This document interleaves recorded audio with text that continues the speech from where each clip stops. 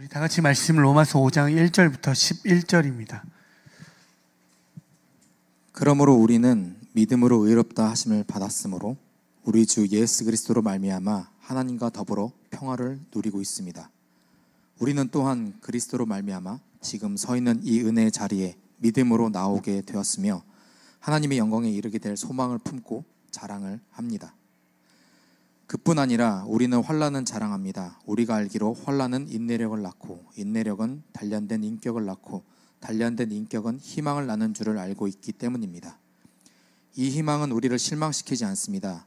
하나님께서 우리에게 주신 성령을 통하여 그의 사랑을 우리 마음속에 부어주셨기 때문입니다.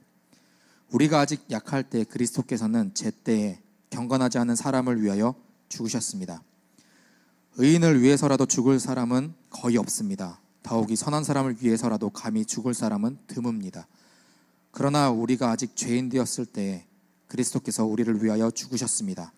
이리하여 하나님께서는 우리들에 대한 자기의 사랑을 실증하셨습니다. 그러므로 지금 우리가 그리스도의 피로 의롭게 되었으니 그리스도로 말미암아 하나님의 진노에서 구원을 얻으리라는 것은 더욱 확실합니다. 우리가 하나님의 원수일 때에도 하나님의 아들의 죽으심으로 말미암아 하나님과 화해하게 되었다면 화해한 우리가 하나님의 생명으로 구원을 얻으리라는 것은 더욱더 확실한 일입니다. 그뿐만 아니라 우리는 또한 우리 주 예수 그리스도로 말미암아 하나님을 자랑합니다. 우리는 지금 그로 말미암아 하나님과 화해를 하게 된 것입니다. 아멘. 계속적으로 우리가 로마서에 있는 말씀을 가지고 이야기를 나눴는데 여러분도 아시겠지만 로마서 4장까지 이야기를 들어보면 우리의 믿음, 우리의 어떠한 것도 믿음에 있어서는 우리의 수고와 업적으로 이룰 수 없다는 걸 이야기했고 하나님의 은혜로 나아간다는 걸 이야기했습니다. 그렇죠? 그리고 우리가 그러면서 하나님이 1장 18절부터 3장 20절까지 인간들의 어떤 속성, 실체들을 쭉 이야기하며 21절에 그러나 이제는 하나님의 의 예수 그리스도가 우리에게 비추어졌다라고 하며 예수 그리스도가 우리의 의롭게 되어지는 그 중요한 어떤 중보자 되어주심을 이야기했습니다. 그러면서 너희들이 그 믿음 있다는 아브라함을 한번 볼까? 그러면서 4장에서 이야기하죠. 아브라함의 우리는 믿음의 업적들을 보면 어떻게 생각되어지죠? 그 아들 이삭마저도 바친 믿음의 대단한 어떤 재산을 가지고 있고 소유하신 분이라고 여겨질 수 있지만 우리가 발견한 것은 무엇이냐면 그가 얼마나 믿음 없는지를 또한 바울을 통하여 또한 창세기를 통하여 발견했습니다. 그리고 율법 이후에 나온 다윗도 자기가 그 이스라엘 모든 사람들이 두려워 떨었던 골리앗 앞에서 당당했던 하나님의 어떤 군사 같은 다윗의 모습이 아니라 여전히 죄밖에 없었던 다윗을 목도하면서 하나님 저는 죄인이군요. 하나님의 은혜 없이는 저는 죄인일 수밖에 없음을 우리는 또한 보게 됐습니다. 율법 이전의 아브라함과 율법 이후의 다윗, 이스라엘에게는 아브라함과 다윗은 너무나 중요한 인물이고 그다음에 믿음의 조상들이고 모두가 믿음의 왕이라고 여겼던 그들이 얼마나 보잘것없고 우리와 다르지 않다는 것을 우리는 발견했습니다. 그렇죠? 여러분 이 부분이 때로는 우리에게 위로가 되어지길 바라고요. 여러분 삶을 살아가다 보면 여러분의 삶 속에 수없이 넘어짐이 있습니다. 내가 정말 믿음으로 살려고 했지만 넘어지게 되고 쓰러지게 되는데 하나님은 지금 우리에게 이야기하는 게 무엇이냐면 인간은 쓰러질 수밖에 없고 넘어질 수밖에 없다는 걸 창세기부터 지금까지 계속 동일하게 이야기합니다. 그런데 그러한 너희들에게 진짜 중보자 된 예수 그리스도로 말미암아 하나님과 화해할 수 있는 그 의가 있다는 것을 우리에게 계속 이야기하여 이 변화하는 파도, 이 변화하는 세상에서 변하지 않는 그 영원한 존재가 있음을 깨달아 그걸 붙잡고 나아가고 그렇게 살아가라고 이야기합니다. 그 속에서 발견된 게 무엇입니까? 우리의 노력과 수고가 아닌 하나님의 은혜인데 그 은혜의 점철의 끝이 무엇입니까? 십자가라고 이야기했잖아요. 그래서 십자가는 여러분에게 말씀드린 게 무엇이냐면 죄인된 우리를 구원하시기 위한 하나님의 어떤 예수 그리스도만 기억하는 것이 아니라 하나님의 나라의 원리가 이렇게 숨어 있구나. 이것을 깨달아서 이 세상에서는 십자가 십자가의 원리로 살아가야 된다는 걸 발견하라고 이야기했습니다. 그래서 부활절은 하나님의 은혜 없이는 하나님의 뜻대로만 나아갔던 예수 그리스도의 자기 부인의 사건, 그게 자기 십자가라고 이야기할 수 있고요. 교회에 대한 사랑의 확증 두 가지라고 제가 말씀을 드렸습니다. 그렇다면 여러분 보십시오. 아브라함, 바울, 예수 그리스도를 통하여 이 세 분을 통하여서도 우리가 계속 목표된 것이 무엇입니까? 86세까지만 해도 자녀를 낳을 수 있는 그 희망을 가지고 가장 논리적이고 가장 신뢰할 수 있는 사라의 말에 그 종 하갈을 통하여 이스마엘 낳았습니다. 그리고 어떻게 되어졌죠? 반드시 세상은 하나님의 은혜로 나아가는 삶을 핍박하는 자리를 경험하게 된다고 말씀을 드렸습니다. 그렇게 해서 예수님이 13년을 우리에게 기다리시죠. 99세가 됐던 아브라함이 찾아와 내가 너의 하나님이 되겠다고 이야기하고 너를 통하여 이 모든 조상, 믿음의 조상이 되겠다라고 이야기하며 할례를 거하게 합니다.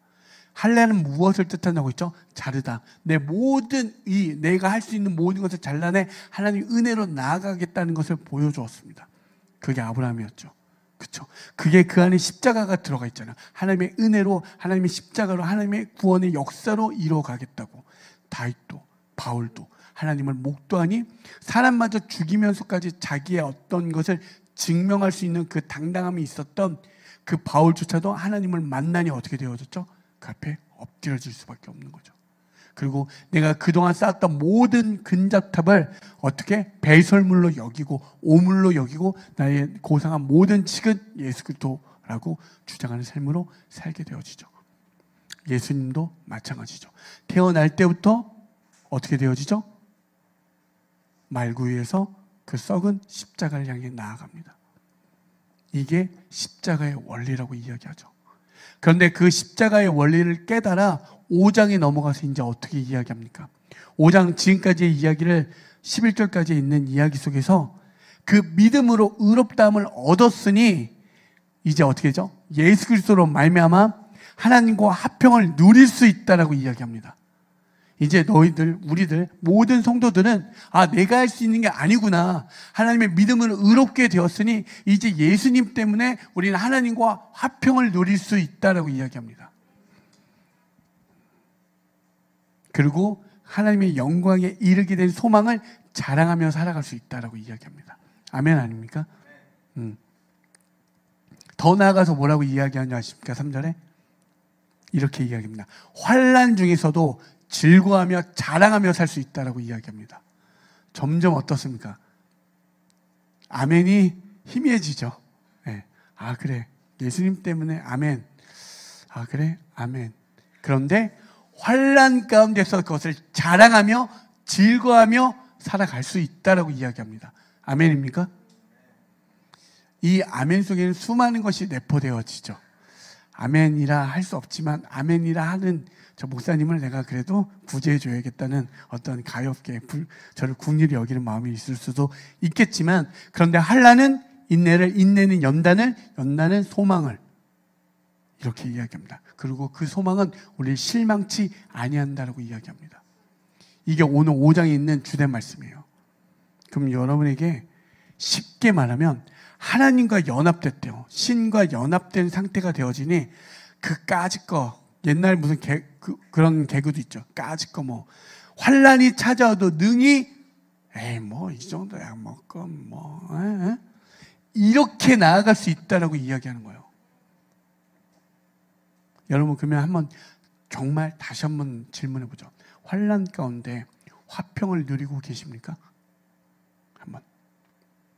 한번 대답하지 않으셔도 되고 여러분 안에 한번 속으로 질문해 보십시오. 나는 정말 환난 가운데, 고난 가운데, 역경 가운데 내가 삶을 살아왔는데 내 삶의 구석구석에 말할 수 없는 탄식과 슬픔 속에서 그 안에서 하나님과 나의 업적, 노력, 수고 아니고 예수 그리스도로 말미암아 연합되어졌으니 그 안에서 평화, 화평을 누리고 계십니까? 그리고 즐거우십니까? 그걸로 인하여 자랑스러우십니까? 질문해 보십시오. 여러분 이런 말 있죠. 아프니까 청춘이다. 고난이 축복이다. 이런 말 있죠. 아프면 환자이고 고난은 불행입니다. 그렇죠?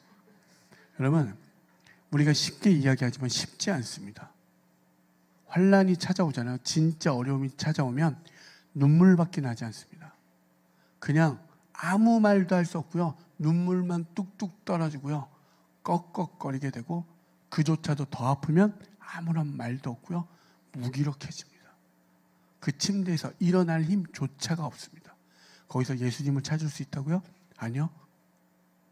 그걸 목도하게 됩니다. 정말 나의 정말 어쩔 수 없는 상황을 마주하게 됩니다. 그런데 오늘 말씀은 우리에게 그 환난 가운데도 즐거워할 수 있다고 바울은 이야기합니다. 근데 여러분 오늘 말씀을 조금만 더 생각해서 현실적으로 모든 말씀은 제가 여러분에게 말씀드렸듯이 여러분에게 무조건 적용되어져야 됩니다. 이 적용이란 말은 이 말이 뜬구름 잡는 얘기가 아니라 여러분의 실제적으로 삶을 살아가는 원리고 기준이 되어지셔야 믿는 이유가 있고 이 주일날 이 시간이 아깝지 않다니까요. 제가 학생들한테 늘 가르칠 때 맨 첫 학기 하는 말이 있습니다. 여러분 등록금 누가 내셨습니까? 그렇게 물어봐요. 그때 이야기합니다. 대부분은 99% 이상 부모님이 내줍니다. 여러분 저는 다른 게 아니라 여러분보다 여러분을 위해서 수고해 주시고 돈을 내어주신 부모님의 돈을 아깝지 않게 하는 게 저의 목적입니다. 이렇게 이야기합니다. 그게 저에게 15주 동안의 과제라고 여기고 그 과제를 잘 A뿔을 맞기 위해서 최선을 다합니다. 왜? 이 아이들을 맡겼고 그분들은 모든 슬픔과 괴로움과 나가지 않고 싶음에도 불구하고 이 아이들을 위해서 그곳에 나가 수고하시니까. 여러분 왜 반드시요 모든 이 성경에 있는 이야기가 여러분에게 현실로 다가와서 완전히 기준이 되어져야 이게 이해가 되어지는 거예요. 지금 바울은요 평화, 화평을 이야기해요. 화평을 이야기한다면 환란을 이야기합니다. 말이 충돌되어지잖아요. 이해가 되어지지 않잖아요. 그런데 이 말은 무엇이냐면 너희들이 이 땅을 살아가는데 환란 가운데 경험할 거야. 어려운 가운데 있는데 그런데 너희들 무너지지 마. 너희들 쓰러지지 마. 예수님으로 인하여 너희들 반드시 화평을 누릴 수 있는 자들이니까 당당하라고 그렇게 이야기해 주고 있어요. 여러분 제가 지난 시간에 항상 설교를 할 때 시간을 한번 이렇게 하다가 봅니다. 50분이 넘어가면 제 마음이 초조해집니다. 몇몇의 눈빛들이 있어요. 50분인데 지금 아직 이거 반도 안 온 듯한 느낌을 들면 그 원망 섞인 눈빛을 간혹 몇 명을 봅니다. 근데 제가 지난주 봤더니 거의 50분 가까이 했더라고요. 그래서 그런 생각이 들겠죠. 요즘이 세상이 쇼츠고 릴스 세상인데 그리고 청년 목회를 한다는 사람이 감이 떨어졌나. 설교를 50분이나 하니. 그렇죠? 여러분 몸이 뒤틀리는 환란을 경험하지 않았습니까? 지난주에? 네. 감사하게도 아닌 분도 계셔서 감사한데 그런데 여러분 생각해 보십시오. 50분을 설교한다고 생각해 보십시오. 이게 뻔히 환란인 줄 알면서도 오늘 또 나오셨습니다. 그렇죠? 이 환란에 동참하려고 오셨습니까? 끌려오셨습니까? 아니면 이 목사님의 이 말도 안 되는 50분의 설교의 폭주를 막기 위해서 내가 오늘은 30분만 넘으면 손과 발짓과 눈빛과 이 모든 것을 인하여 당신의 그 설교 폭주를 막겠습니다. 이렇게 나오셨습니다. 아니면 혹은 그 어떤 모든 불편함 속에서도 이 말할 수 없는 어떤 하나님의 은혜가 무엇인지를 경험하려고 나오셨습니다. 되게 웃기고 별 볼일 없는 말인 것 같지만 한번 생각해 보시면서 오늘 말씀 한번 같이 나눠보고 배우고 공부하기 원합니다. 여러분 먼저 우리가 이 땅에서 화평을 누릴 수 있는 삶이 무엇이냐고 주목해 보기 원합니다. 여러분 여러분이 삶 가운데 화평, 평화, 그저 안식을 누리는 그 삶 그게 어떤 것들이 여러분에게 화평되어지고 평화되어지고 안식되어지십니까? 한번 거기서부터 출발해보기 원합니다. 성경에 보면 오늘 나와 있는 이 평화, 화평은 에이레네라고 이야기하고요. 히브리 사람들의 어떤 사고체계가 있을 때 그들에게 평화는 연합을 이야기합니다. 어떤 것과 연합이 되어졌을 때 화평, 평화를 이룬다고 그와 동시에 같은 의미로 어떤 것들이 쫓아오냐면 안식한다라고 이야기합니다. 아, 무언가 연합되어질 때 우리가 안식을 누릴 수 있다라고 이야기하죠. 그럼 여러분 여러분에게 안식을 누릴 수 있는 것들이 무엇입니까? 어떤 것과 오늘에 있는 이 히브리식 사고를 우리에게 가져와서 여러분에게 무언가가 연합되어질 때 반드시 안식을 누려지는 것들이 있잖아요. 어떤 것들이 있죠? 한번 생각해 보세요. 각자가 느끼는 어떤 평안함, 안정감을 누리는 거예요. 그죠? 여러분 왜 보험을 드십니까? 미래에 알 수 없는 그 불안감 때문에 이걸 들어서 안정감, 마음의 평안함을 찾기 위해서 보험을 들잖아요. 그래서 광고를 보면 어떠죠? 왠지 내일 사고만 날 것 같은 생각 들지 않으십니까? 광고를 보면 왠지 막 교통사고 날 것만 같고 그래서 들게끔 하잖아요. 그렇죠? 여러분 이 땅은 계속 우리에게요 무언가 안정감을 주는 것 같아 보지만 모든 광고는요 우리에게 불안감을 던져줍니다. 저도 자녀는 저거 쓰고 있어. 우리 자녀한테 이거 쓰면은 이거는 좀 아닌 거 아닌가? 끊임없이 비교, 불안, 비교, 불안, 비교, 불안. 끝도 없게 우리를 요구합니다. 거기서 안정감을 느끼십니까? 그렇게 하시면? 아니요. 이렇게 내가 A라는 걸 선택했는데 알고 봤더니 A보다 더 나은 S가 있고요. 더블 S가 있고요. S가 있어요. 끝도 없습니다. 여러분 한번 생각해 보십시오. 여러분에게 안정감을 누리는 걸 보편적으로 인간에게 접근해 보면 통장의 잔고가 우리의 마음에 안식을 줍니다. 그렇지 않습니까? 통장의 잔고가 지금 한 12자리 이상 되신 분 계세요? 일단 12자리가 되면 얼마인지 모르시죠? 감이 없죠. 일단 6자리는 10만 원권 정도까지는 감이 오십니다. 9자리, 12자리. 일단 감이 없어요. 근데 통장의 잔고가 넉넉하면 우리는 평안과 안식을 누려집니다. 그렇죠? 그리고 누군가로부터 인정받고 존중받고 존대받으면 어떻죠? 안정감을 누립니다. 여러분 호텔 같은 데 가보셨습니까? 일단은 차가 우리가 볼 때 좋은 차이어야지만 환대를 해줍니다. 작은 차는요 저기에서 주차하십시오. 거기서 어떤 거죠? 모멸감, 수치감 받게 되어 있습니다. 아직 그런 경험조차가 없으니까 나는 안 그럴 거야 그렇지만 여러분 점점 그런 상황을 마주하게 되면 거기에서 내가 언제 인정받고 언제 내가 안식을 누리는지 발견하게 됩니다. 또 가볼까요? 내가 원하고 바랬던 이상향을 만났을 때 삶의 의미와 목적과 안정을 찾지 않습니까? 그렇죠? 이게 우리에게 대부분 보편적으로 말하는 안정감, 평안을 누리게 하는 요소들입니다. 제가 어릴 때 되게 좋아했던 복음성가가 있는데 여러분에게 가끔 소개하지만 세상은 평화 원하지만 전쟁의 소문도 들어간다. 정말 들어본 적이 없죠. 이유는 딱 가사의 의미가 아니라 곡이 빨라서 옛날 찬미에서 500이라는 거 아십니까? 186번 제 기억에 세상은 평화 원하지만 전쟁의 소문도 들어간다 이렇게 돼요. 제가 너무 노래를 못해서 정말 유치하지 않습니까? 근데 가사의 내용을 지금 곧 씹어보면 세상은 평화를 다 원해. 여러분 모든 국가가요 국가의 안정과 번영을 이야기합니다. 평화를 이야기합니다. 그런데 여전히 전쟁의 소문은 늘어가고 있습니다. 세계 곳곳에 계속되는 전쟁들이 발발하고 있습니다. 앞과 뒤가 다르지 않지 않습니까? 이 모든 것들을 한번 보십시오. 내가 누렸던 이 평화와 안정을 누렸던 모든 것들 여러분 투자한 돈을 잃어버리면 어떻게 되죠?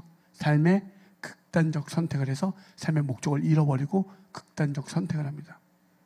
사람들한테 인정받지 못하면 여러분 우리가 뉴스에서 보잖아요. 그렇게 인정받으려고 노력했던 사람이 인정을 못 받으니 사람을 해하려고 하는 극단적 선택을 하고 무차별, 그죠? 묻지마 이런 것들 합니다. 연인들은 어떻습니까? 내가 정말 사랑했다 하고 막 애절애절 하면서 응 하면서 막 했던 그 시간 속에서 여러분 헤어질 때 어떻게 하죠? 감금하고요, 폭행하고요, 일가족을 살해하는 것도 뉴스에서 보게 됩니다. 나의 이야기가 아니니까 누군가의 이야기를 우리가 치부해버리지만 여러분 생각해 보십시오. 이건 모든 인간들, 선악과를 따먹은 아담들의 군상에서 나오는 모습들입니다. 나라고 예외라고 생각하지 마십시오. 마이크 잡는 저조차도 얼마든지 그럴 수 있다는 걸 성경은 이야기하는 거예요. 불경건한 자, 불의한 자, 지금 이야기한 게 무엇입니까? 예수 그리스도가 불의한 자, 불경건, 우리 모두를 불경건 죄인이라고 이야기해요. 여러분, 나는 안 그럴 거라고 제가 여러분에게 수도 없이 이야기했잖아요. 지금까지 술 한 번 먹지 않았지만 언젠가 내가 그럴 수밖에 없는 상황에 내몰리면 언제든지 먹을 수 있는 존재임을 깨달으라고. 어떤 사람도 죄에서 자유로울 사람은 없다라고 이야기하는 거예요, 성경은. 삶의 의미와 모든 것을 주어졌다라는 그런 모든 것들이 어떻게 합니까? 변폐되어지지 않습니까? 변질되어 부패하여 타락하는 것들을 보잖아요. 지금 바울은 그렇게 하는 거야. 이 땅의 모든 것 때문에 변하고 다 이렇게 부패해 썩어질 것들이야. 그런데 예수만큼은 변하지 않아. 그거 붙잡으면 너희들이 환난, 고난, 역경 가운데 그 변하지 않는 것 유일한 한 가지, 원의 지저스, 그걸 이야기하는 거예요. 여러분, 고린도후서 4장 18절을 보시면 우리는 보이는 것을 바라는 것이 아니라 보이지 않는 것을 바라봅니다. 보이는 것은 잠깐이지만 보이지 않는 것은 영원하기 때문입니다. 아멘. 이 땅에 있는 나에게 안식 줄 것 같고 영원할 것만 같은 그 모든 것들이 얼마든지 변하잖아요. 거기에서 끝도 없이 우리는 불안감을, 두려움을 경험하게 되어 있습니다. 그래서 성도는 이 땅에서 여러분 고난과 환난과 이 모든 것들이 주어졌을 때 발견해야 되는 것은 이 더러운 세상, 이거에 대한 염증으로 끝나고 무기력해지는 게 아니라 참된 진리를 발견하시면 돼요. 예수밖에 없구나. 오늘 로마서 5장에 있었던 것처럼 우리가 죄인 되었을 때 하나님의 사랑을 확증하여 보여주신 그것을, 우리 가운데 다가오신 그 예수를 발견하시면 되는 거예요. 그래서 거의 소망함이 여러분 안에 발견되어지는 거예요. 여러분, 이 변하는 세상 속에서 무엇을 이야기해 줄 것 같습니까? 어떤 걸 이야기하여 그것이 옳다 이야기하면서 이야기 전해주겠습니까? 내가 정말 이게 옳다라고 이야기하지만 언제든지 변할 수 있는데, 여러분, 제가 학생들을 가르치고 제자들을 가르치다 보니 10년 전에 가르쳤던 방식이 지금은 다소 틀린 방식이 되기도 합니다. 또한 지금의 방식 속에서 어떤 것이 또 시대가 흘러 달라지다 보니 그것이 틀리는 경우가 되어집니다. 예를 들면, 제가 한 가지만 예를 들면, 녹음할 때요, 발음이 명확하거나 하지 않으면 그거는 녹음상에서 소위 말해서 빠꾸를 당합니다. 이건 녹음으로 쓸 수 없다고 제가 너무나 어릴 때 기억한 장면이었습니다. 그런데 여러분, 안정이라는 가수 아십니까? 안정이라는 가수, 볼빨간 사춘기, 그분이 나와서 노래를 하는데 무슨 말 하는지 하나도 못 알아먹겠습니다. 여러분, 그 가사가 들립니까? 뭔 말인지 모르겠는데 좋아요. 시대가 바뀌어 그 감성이 좋으면 좋은 시대로 와버렸습니다. 분명히 그 당시에는 이것이 틀렸다라고 이야기했는데 지금 맞아 그것이 사람들이 듣게 되고 거기에 젖어 듣게 됩니다. 이처럼요. 그러니까 그렇다면 내가 무엇을 가르쳐야 되지? 어떤 걸 이 친구들에게, 이 시대가 바뀌었을 때 시대에 발맞춰 가야 되는 것도 있겠지만, 그러면 핵심이 무엇이지? 무엇을 가르치는 게 맞지?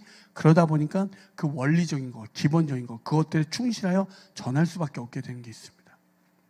결국에 모든 것이 기본으로 돌아갈 수밖에 없는 거죠. 지금 바울은 우리에게 그 기본을 이야기하는 거예요. 기본을, 진짜 예수를, 이 변화하는 수많은 재료 가운데 너희들이 옳다 여기는 것 가운데, 아니 진짜 참된 한 가지, 이거야. 그 예수 그리스도. 그걸 얘기해 주는 거예요. 여러분은 알겠지만 진화 생물학자 중에 최재천 박사님이란 분이 계세요. 그분이 진화 생물학자인데 교회를 다니고 있습니다. 아내가 신실한 기독교인인데, 근데 그분이 그래요. 그러니까 진화 생물학자니까 어떤 진화론을 어떤 근거하여 믿는 사람이기 때문에 교회를 다니는 건 매우 상충되어집니다. 근데 그분이 교회를 다니는 사람 보면 너무 신기하대요. 그분이 하는 말이 이렇습니다. 어떻게 저런 고난과 환난 가운데 웃을 수 있지? 이게 자기한테 너무나 의아한 점이라고 이야기합니다. 그런데 여기에 계신 성도들은 이미 알고 계시죠. 어떤 어려움과 힘듦이 찾아올 때 말할 수 없는 내가 그 어떤 짓누르는 것을 경험할 때도 능히 넘어갈 수 있고, 물론 지금 제가 말하는 건 슬픔이 기쁨 되어지는 이 기쁨은 갑자기 미친 사람처럼 웃는 게 아니라 이 슬픔을 능히 넘어갈 수 있는 그 자리로 갈 수 있는 그 원동력과 모든 기초와 그 기준이 무엇입니까? 예수 그리스도이기 때문에 나는 할 수 없는데, 나는 죽을 것 같은데 이 모든 것을 넘을 수 있는 매개체가 누구? 예수 그리스도였기 때문에. 그래서 이분의 말이 우리는 기꺼이 무슨 말인지 이해할 수 있게 되어지죠. 여러분 말씀 한번 볼까요? 고린도후서 4장 5절에서 6절입니다. 우리는 우리 자신을 전하는 것이 아니라 예수 그리스도를 주님으로 선포합니다. 우리는 예수로 말미암아 우리 자신을 여러분의 종으로 내세웁니다. 어둠 속에 빛이 비쳐라 하고 말씀하신 하나님께서 우리 마음속을 비추셔서 예수 그리스도의 얼굴에 나타난 하나님의 영광을 아는 지식의 빛을 우리에게 주셨습니다. 아멘. 우리가 우리 자신이 전하는 게 아니라 우리의 삶은 무엇이라고요? 예수 그리스도를 전하는 삶이라고 이야기합니다. 왜요? 어둠 속에 빛이 비추라 하신 말씀하신 하나님이 있다라고 이야기합니다. 이 말씀이 어디입니까? 창세기에 있는 1장 3절에 있는 말씀. 여러분 여기에서 창세기에 나온 이 말씀 무엇입니까? 빛이 있으라, 어둠 속에 빛이 있으라, 이 말. 이 빛이 무엇을 뜻합니까? 우리는 생명할 때 빛이니까 태양 이렇게 생각하죠. 아니요, 예수 그리스도를 이야기합니다. 우리가 흔히 말하는 이 식물들이 자랄 수 있는 그 빛은 14절에 나옵니다. 두 광명체라고 하는. 그렇죠? 그런데 놀라운 지점이 뭔지 아십니까? 식물이요, 식물들이 언제 나온지 아십니까? 그 14절 이전에 나옵니다. 무엇을 뜻합니까? 모든 생명의 근원이 너희들이 생각하는 그 빛이 아니라 진짜 생명의 근원되는 그 빛은 예수 그리스도라고 이야기하는 거예요. 성경은 이미 창세기부터 그 얘기를 우리에게 점진적으로 이야기하여 그 모든 이야기가 나의 이야기로 다가오게 되는 거예요. 아멘. 그래서 요한복음 1장 1절부터 4절 한번 보실까요? 태초에 말씀이 계셨다. 그 말씀은 하나님과 함께 계셨다. 그 말씀은 하나님이셨다. 그는 태초에 하나님과 함께 계셨다. 모든 것이 그로 말미암아 창조되었으니 그가 없이 창조된 것은 하나도 없다. 창조된 것은 그에게 생명을 얻었으니 그 생명은 사람의 빛이었다. 아멘. 여러분 요한복음에 있는 이 말씀은 구약에 있는 창세기, 신약의 창세기가 어디죠? 요한복음이라고 이야기합니다. 이렇게 이야기하죠. 그는 태초에 하나님과 함께 계셨고 모든 것이 그로 말미암아 창조되었다라고 이야기합니다. 우리가 생각하는 그 원리가 아니라 어떻게 그 사람의 빛 대신 그 예수 그리스도가 성육신하여 우리의 생명이 근원되었다라고 이야기합니다. 모든 것이 그로 말미암아 창조되었으니 그가 없이 창조된 것은 하나도 없다. 이게 아멘, 내 주님 믿습니다 라고 하는 것이 성도라고 이야기하는 겁니다. 그에게서 생명을 얻었으니 그 생명은 사람의 빛이었다라고 이야기하는 거죠. 아멘. 이것이 우리가 환난 가운데, 고난 가운데, 역경 가운데 기쁨으로 넘어갈 수 있는 그 지점이라고 이야기할 수 있어요. 성도는요 반드시요 보이는 세계에서 보이지 않는 하나님을 믿는 자들입니다. 그래서 오늘 말한 이 화평, 하나님과 연합되어져서 그 안식을 누릴 수 있다는 건 요한복음 14장 27절을 기준하여 보시면 됩니다. 제가 읽어드릴게요. 나는 평화를 너희에게 남겨준다. 이 이야기 하시죠. 나는 내 평안을 너희에게 준다. 내가 너희에게 주는 평안은 세상이 주는 것과 같지 않다. 너희는 마음에 근심하지 말고 두려워하지 말아라. 아멘. 여러분 지난 시간에 제가 말씀드렸죠. 그 아브라함이, 바울이, 예수 그리스도가 그 십자가의 원리로 살 때 이 땅 가운데서는 뭔가 죽어서 사는 그 자리, 죽어서 사는 존재, 뭔가 우리를 죽음으로 내몰리고 고난 가운데 내몰리지만 이것이 승리의 자리, 기쁨의 자리, 완성의 자리로 간다는 걸 그 십자가의 원리라고 이야기했습니다. 그 원리가 어떻게 세상에서는 때로는 우리를 미련맞다 하고 어리석다 하고 진짜 형편없게 여기지만 하나님은 지금 세상에 줄 수 없는 평안을 너희에게 주었다라고 이야기합니다.